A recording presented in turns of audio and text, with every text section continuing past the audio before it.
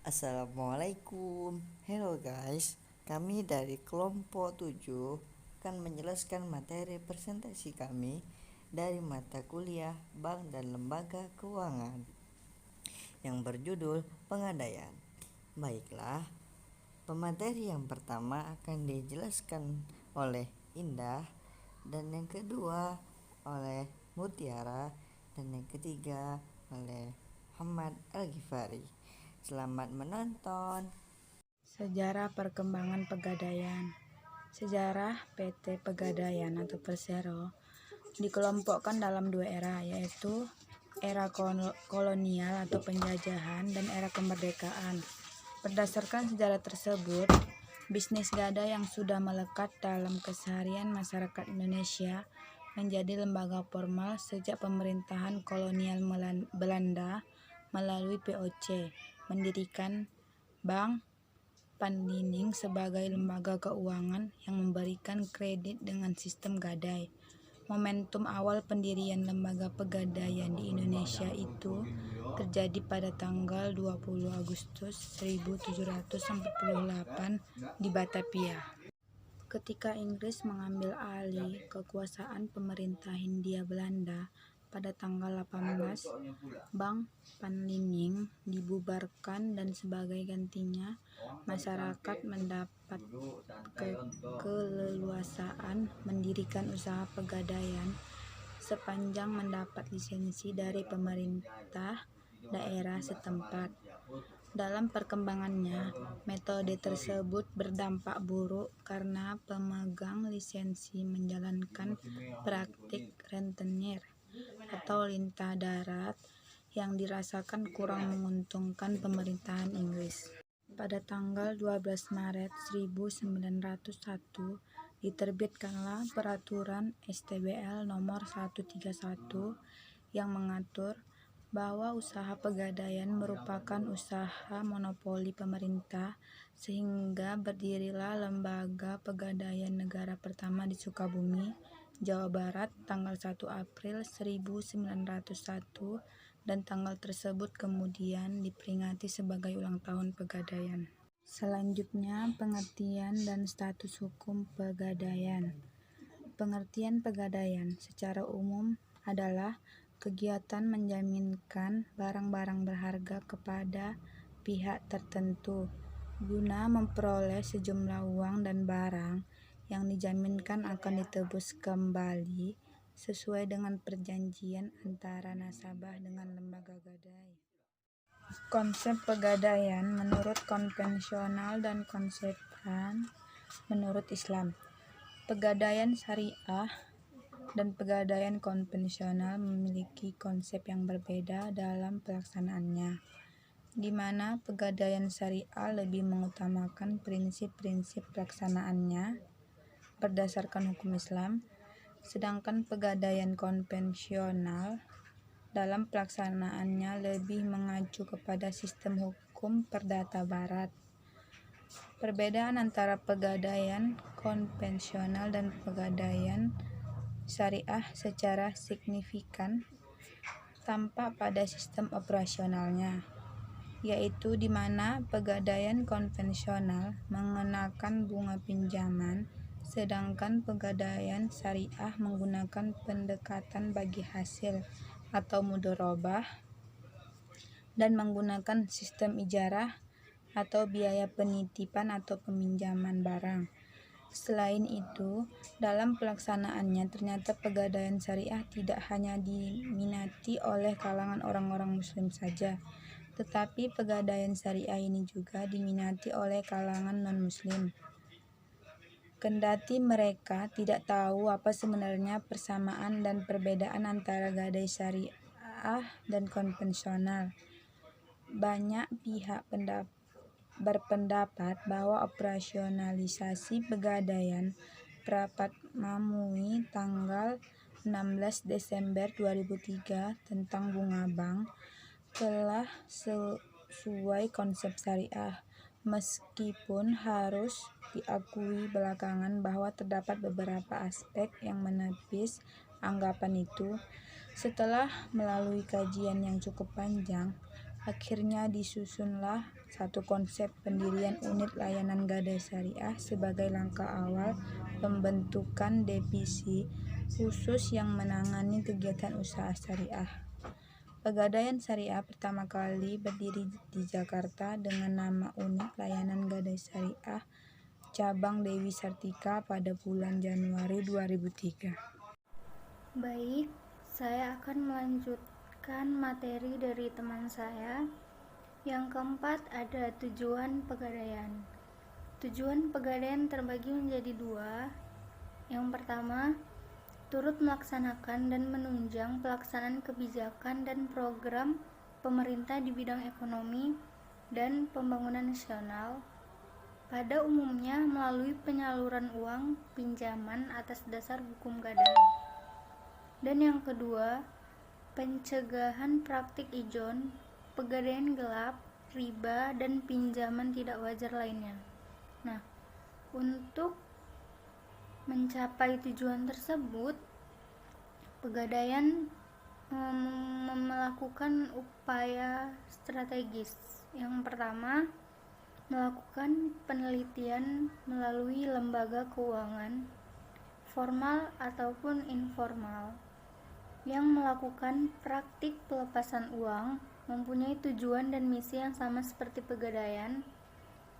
Nah, hal ini dimaksudkan untuk mengetahui kelebihan dan kelemahan lembaga tersebut dalam melakukan operasinya. Dan yang kedua, ada reorientasi pasar. Dalam mengembangkan sayap usahanya, perlu melakukan reorientasi pasar. Dengan demikian, waktu dan dana yang dibutuhkan untuk merealisasikannya relatif cepat dan kecil. Nah, yang kelima, menguasai kegiatan usaha pegadaian. Kegiatan usaha Perum Pegadaian dapat diklasifikasikan menjadi 3 bagian. Yang pertama, penghimpunan dana. Nah, penghimpunan dana yang diperlukan oleh Perum Pegadaian untuk melakukan kegiatan usahanya berasal dari yang pertama, pinjaman jangka pendek dari perbankan. Ini sekitar 80% dari total dana jangka pendek yang dihimpun. Dan yang kedua, pinjaman jangka pendek dari pihak lainnya, atau utang kepada rekanan, utang kepada nasabah, utang pajak, biaya yang masih harus dibayar, pendapatan diterima di muka, dan lain-lain. Dan yang ketiga, penerbitan obligasi sampai dengan tahun 1994. Dan yang keempat, modal sendiri. Modal sendiri yang dimiliki oleh Perum Pegadaian terdiri dari modal awal, kekayaan negara di luar APBN sebesar 205 miliar rupiah, penyertaan modal pemerintah, laba ditahan. Laba ditahan ini merupakan akumulasi laba sejak perusahaan Pegadaian ini berdiri pada masa Hindia Belanda. Nah, klasifikasi yang kedua ada penggunaan dana. Dana yang telah berhasil dihimpun kemudian digunakan untuk mendanai kegiatan usaha Perum Pegadaian. Di antaranya, yang pertama, uang kas dan dana likuid lain. Perum Pegadaian memerlukan dana likuid yang siap digunakan untuk berbagai macam kebutuhan. Yang kedua, pembelian dan pengadaan berbagai bentuk aktiva tetap dan inventaris. Dan yang ketiga, pendanaan kegiatan operasional. Yang keempat, penyaluran dana. Dan yang kelima, investasi lain. Kemudian, klasifikasi yang ketiga yaitu produk dan jasa Perum. Produk dan jasa Perum Pegadaian yang ditawarkan kepada masyarakat meliputi yang pertama, pemberian pinjaman atas dasar hukum gadai. Yang kedua, penaksiran nilai barang jasa. Dan yang ketiga, penitipan barang jasa. Dan yang keempat, jasa lain. Nah, di samping ketiga jasa tersebut, kantor Perum Pegadaian juga menawarkan jasa lain seperti kredit pada pegawai dengan penghasilan tetap, gold counter atau tempat penjualan emas. Kemudian yang keenam, barang jaminan. Barang-barang yang dapat digadaikan meliputi yang pertama, barang perhiasan yang terbuat dari emas, perak, platina, intan, mutiara, dan batu mulia. Dan yang kedua, kendaraan mobil seperti motor, sepeda, dan lain-lain. Dan yang ketiga, barang elektronik seperti kamera, refrigerator, freezer, radio, televisi, dan lain-lain. Dan yang keempat, barang rumah tangga seperti perlengkapan dapur, perlengkapan makan, dan lain-lain. Yang kelima, mesin-mesin. Yang keenam, tekstil. Dan yang terakhir, barang lain yang dianggap bernilai oleh Perum Pegadaian. Baiklah, saya akan menjelaskan tentang penyaluran dan pengelolaan uang pinjaman. Nah, jadi jumlah pinjaman yang akan diberikan oleh Perum Pegadaian disesuaikan dengan nilai taksir dari barang yang dijadikan sebagai jaminan tersebut. Jadi ada 4 golongan. Yang pertama itu adalah golongan A. Jadi di golongan A ini jumlah pinjaman antara 40.500 sampai dengan 40.000 adalah masuk dalam kategori surat kredit golongan A. Sedangkan jangka waktunya adalah 120 hari atau 4 bulan. Besarnya bunga yang harus dibayar yaitu sebesar 1,25% dengan maksimum sebesar 10%. Selanjutnya ada di golongan B. Jadi jumlah pinjamannya itu antara 40.500 sampai dengan 150.000 adalah masuk dalam kategori surat bukti kredit golongan B. Sedangkan jangka waktunya adalah 120 hari atau 4 bulan.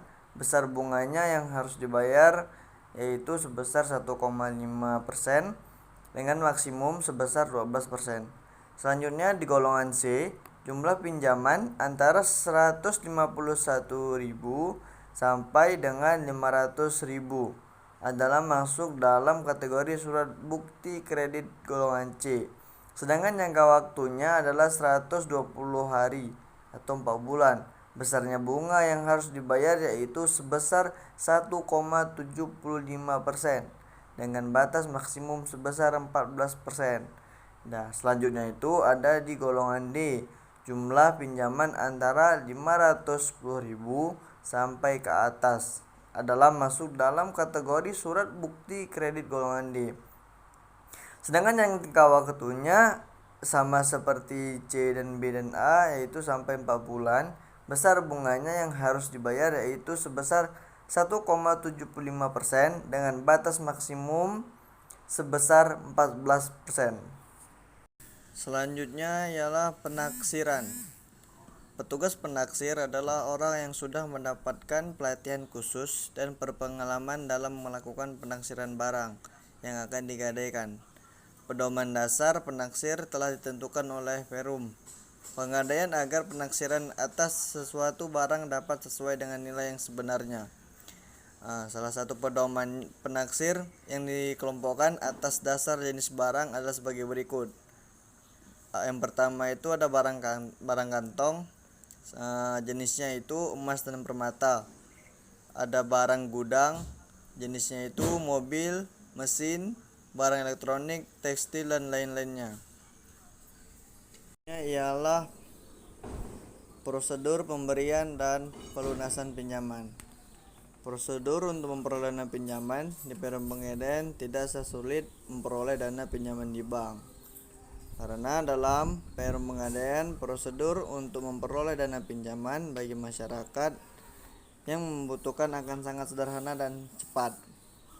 Karena pada prinsipnya, Perum Pengadaian tidak membutuhkan berbagai jenis persyaratan sebagaimana halnya dalam perbankan.